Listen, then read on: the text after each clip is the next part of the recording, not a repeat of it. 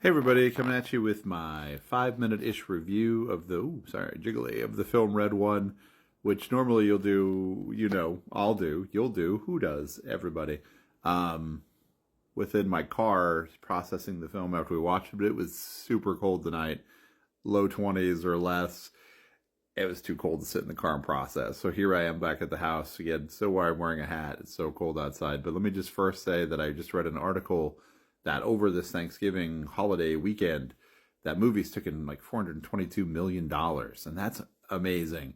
And it's a little weird, right? So it's a blessing and a curse. Like every theater I've been at for the movies we saw Conclave, we saw Real Pain, we saw Wicked, we saw Moana 2, we saw Red 1. And every movie now is full. Well, aside from when I first started this, but then once Thanksgiving kicked in, every movie's full.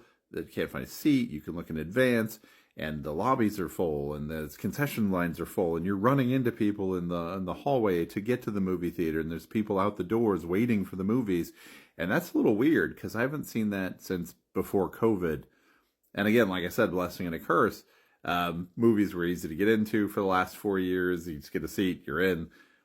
The curse of it has been that taking in the movies alone, and that's always kind of a sad experience. It's so much better to be in a crowded theater and laugh together and cry together and feel that what the movies were meant to be, which is community experience. And here we are. I would say that the probably the greatest thing about the movies post COVID, and COVID's iffy on that, but the fact that now we can get tickets in advance and we can find our seats in advance. Like tonight reminded me, like we were trying to get into Red One and couldn't find a seat till the 6:40 show, and that was even just the last two seats.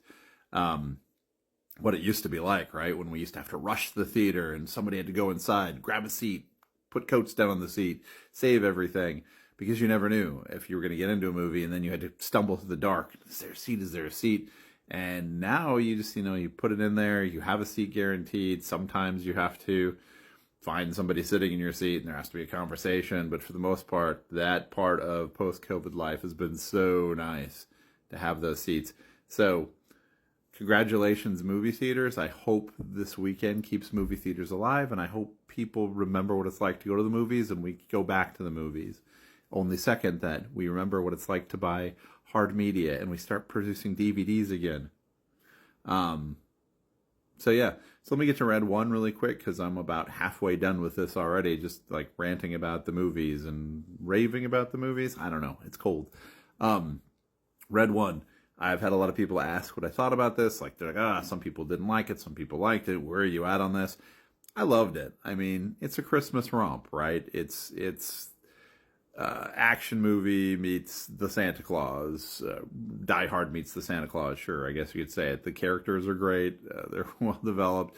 I mean, you've got basically, if you saw earlier this year, the movie Thelma, which is one of my absolute favorite films of the year, where they take like all the action cliches and put it in the hands of senior citizens on rascal scooters. So if you've never seen Thelma, see Thelma.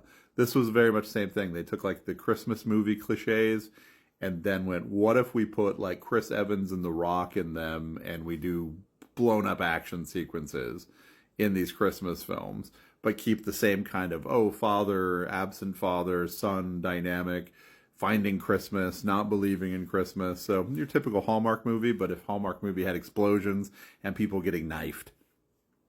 Incredible. So funny, lots of heart, lots of good story. It does drag on a little long. There are probably some cuts that could be made, so if you're looking for something short, it does tend to run on the long side, a couple hours, but it's a fun ride, right?